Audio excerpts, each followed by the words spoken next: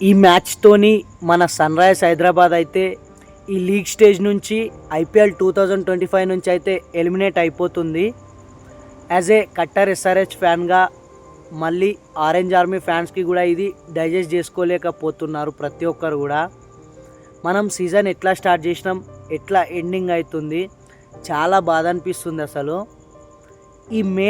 ఈ సీజన్ మొత్తం చూసుకున్నట్లయితే మన కన్సర్న్ మొత్తం బౌలింగ్ అండ్ ఫీల్డింగ్లోనే వచ్చింది.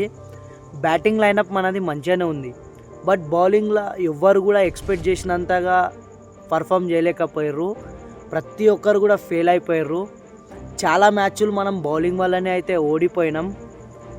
దీన్ని ఎస్ఆర్హెచ్ మేనేజ్మెంట్ కరెక్ట్గా చూసుకొని 2026 కోసం మంచిగా ఒక లైనప్ అయితే తయారు చేయాలి.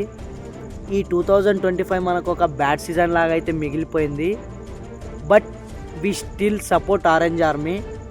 ఇట్లాంటి సీజన్లు ఎన్ని వచ్చినా సరే ఇంకా మేము ఆరెంజ్ ఆర్మీని సపోర్ట్ చేస్తూనే ఉంటాం. పోతే పోయింది ఈ సీజన్ అయితే. నెక్స్ట్ 300 టార్గెట్ అయితే పక్కా రీచ్ కావాలి. ఈ సీజన్లో మనం ఏందో ప్రూవ్ చేసుకునే పోదాం.